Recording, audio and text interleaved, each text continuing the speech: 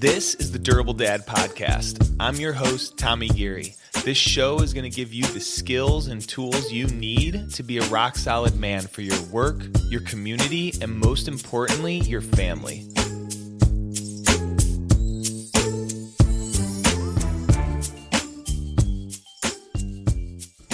All right, what's up? Episode number 102, Durable Dad Podcast. Hope you are well, wherever you're listening from today. I wanted to dive in and talk about this concept of the gap and the gain, which is from a book by Dan Sullivan and Benjamin Hardy called The Gap and the Gain. I was inspired by this because of a coaching call I was on recently. It was actually a call led by Craig, my colleague, who him and I are running a trip to the Grand Canyon together. And on the call were all the guys that are going on the trip, and we're about a month out from this trip, and things are getting real. And we've been training since April, and last week we had our last big training hike. It was a 17-mile hike that we were all getting ready for. And on the group call prior to the hike, Craig brought up this concept of the gap and the gain.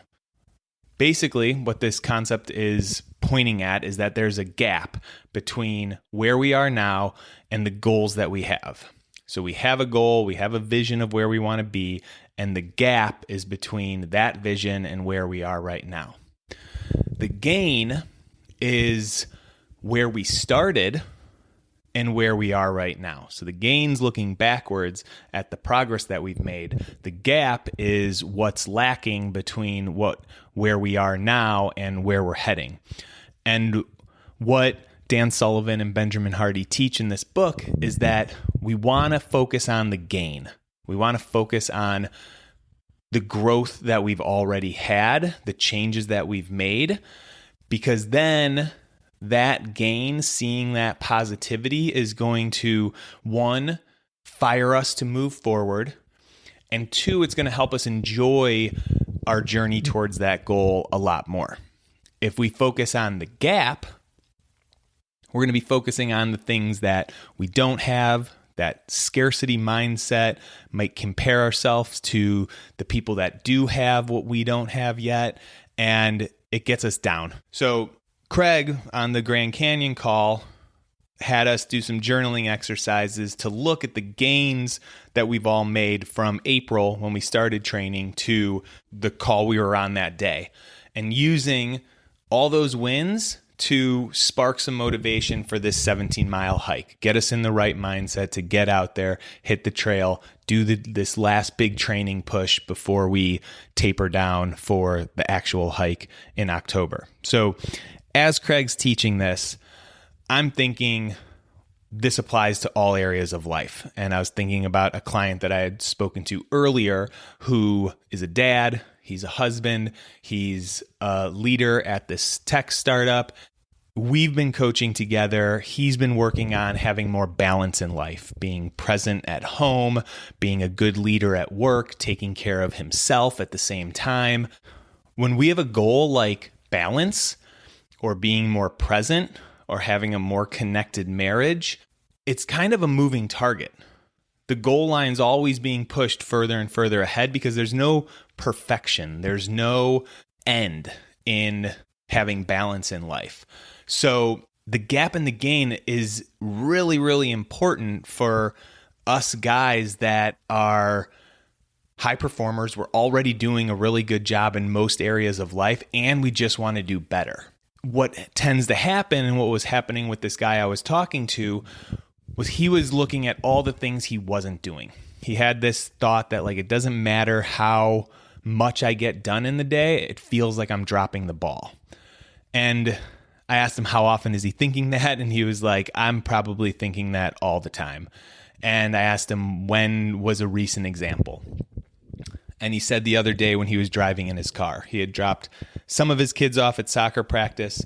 His wife was at home with the rest of the family. They were having a celebratory dinner before the start of the school year, and he was driving around on errands.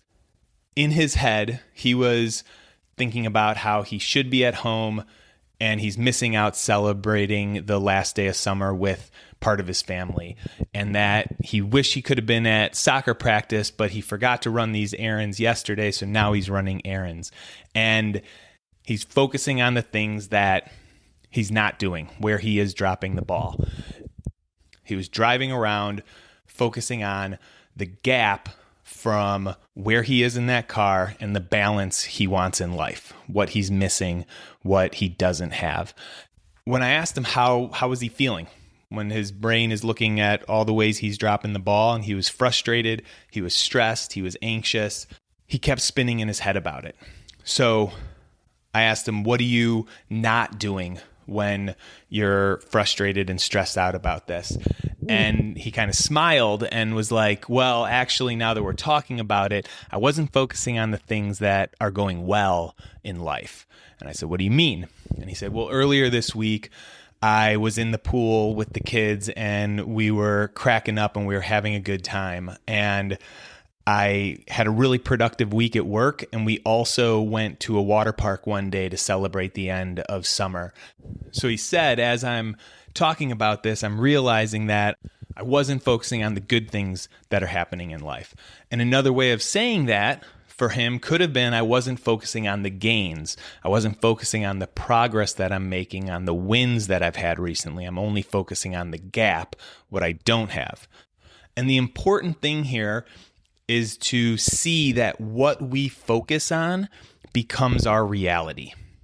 If we focus on the gap, what we're not doing, how we're not being a good parent, what's wrong in our marriage, why we're not as healthy as we should be, we're going to start creating more of that gap. So for this guy, if he's focusing on the gap and driving around in his car, continuously looking at things he's doing wrong, and he's stressed, he's going to get home and bring that stress with him. And if he's stressed at home, much more likely to lose his patience with his kids when they don't listen about brushing their teeth or getting ready for school. Right? And then what is he doing? He's creating more of that gap from being present, from being a happy dad. When we flip it, when he's driving around in the car and he's thinking about the good things that had happened the last few days, I asked him, like, what would be different while you're driving around on those errands? And he was like, well, I wouldn't be as stressed. I'd probably be enjoying some of the peace and quiet I had in the car away from family, maybe roll the windows down or something. Enjoying the peace and quiet, letting some fresh air in, taking a breath, that's going to create more calmness, more presence when he goes back home to his family or picks his kids up from soccer. So this concept of focusing on the gains and not focusing on the gap can really help us not just motivate ourselves, but to enjoy the ride. Life is a journey. It's not about the destination. It's about the ride. To enjoy the ride, we got to see the good things that are happening in life. And the easiest way to do this is to start celebrating your wins. So at the end of the day, before you go to sleep, you write down 3 wins from the day, 3 good things that happened, 3 things that you gained. You can do this with your wife. You can ask her, hey, what are your 3 wins today? In the book, they say the only way to measure success is backward against where you started, not against your ideal. This reflection at the end of the day, looking at your 3 wins, that's going to be looking at your gain. You can also think of it on a longer timeline. At the end of Q3, look at your business, look at your career. Where did you start at the beginning of Q3? Where are you now? Your brain might tell you all the things that you didn't do and what you missed, but find the wins. What did you learn along the way? Where did you grow? Find 3 of them. That's going to be focusing on the gain instead of the gap. And this isn't a revolutionary concept, but I like this framework of the gap and the gain because we do tend to focus on what we don't have a lot more than what we do have. So it's an awesome tactic. It's an awesome tool to have in your toolkit to celebrate the wins. Now, it doesn't always work. And what I mean by that is, 1, you might have blind spots and be celebrating in areas where you actually need to see where you are not succeeding. For example, the guy who gets served divorce papers and says, "I never saw it coming." He might have had some blind spots in how he was showing up in his marriage.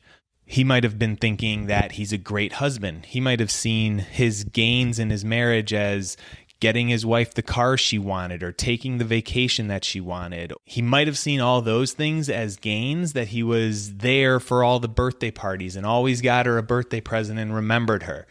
Overconfidence might be an area where focusing on your gains isn't going to work. You want to be able to call out your blind spots. So that's one spot you got to be careful of. Don't celebrate yourself if really maybe there's something that you need to work on. Take some personal responsibility first. But then as you take that personal responsibility, you'll have gains along the way as you're working on those behavior changes. The second area is if you have really strong limiting beliefs about your growth, about where you are in life. This kind of relates to the last podcast about lasting motivation. And this happens a lot in coaching sessions with guys. If we're looking at the wins from the last couple months of coaching and I point out some of the gains that they've had, I check in with them afterwards. Like, as I was listing out those gains, what did you notice? What were you feeling? What were you thinking? And sometimes they'll say, I kind of landed flat. Like, I heard you, I kind of get it, but I should already be doing that stuff. That isn't something that is a win. That's just something that should come easily to me. I should be doing that all the time. When the brain is throwing out those contradictions to the gains, there's something else to work on. And it's those new limiting beliefs that we're uncovering. Why is your brain trying to diminish your gains? That's something to get coached on. That's something to journal about and learn about yourself, build more self-awareness. Just trying to focus on the gains, if it's not creating that internal fire and your brain's just calling bullshit on the gains, it's just getting you down more. It's just creating more stress and more internal turmoil. So focusing on the gain wouldn't work in this case either. I'll leave you guys with this. Start celebrating the wins at the end of the day. Start looking at your gain. If it's falling flat, or if you think you might have blind spots that you don't know about, then set up a call with me. I have free consult calls, free coaching calls where it's 50 minutes and we dive into what you're working on. This is a thing for a lot of guys that have a hard time seeing where they're winning, where they're doing a good job. We want to work on that because you are doing a good job. You're listening to this podcast. You want to get better. I'm guarantee there are things you're doing well. And when you look at the gain, you're going to bring more joy, more positive energy to your life right now. If you're only looking at the gap, you're going to bring that lacking, that desire for more, that feeling of not doing enough to your daily life. And that energy isn't helpful for anybody. We want to bring that positive energy. It's our responsibility to show up as best as we can for the people in our life, for ourselves, and make the world a better place. I think that's really why we're here, to create some good energy inside of us, to spread it out to the world and make the world a better place. So take this tactic, try it out. That's what I got for you guys this week. I hope you have an awesome one, and I'll catch you next time.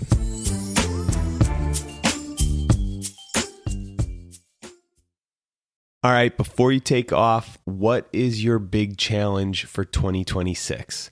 If you haven't decided yet, check out the next Grand Canyon trip, a 16-mile hike from the top of the canyon down to the Colorado River and back up. This is the kind of challenge that's going to push you into a higher gear. You're going to train, you're going to get in better shape, and you're going to check off a bucket list experience. So if you're wanting something to train for next year, a goal that's going to pull you out of the grind, this is it. We're assembling the team right now. All the details are on the website. Training starts in January. We hike in April. Check it out.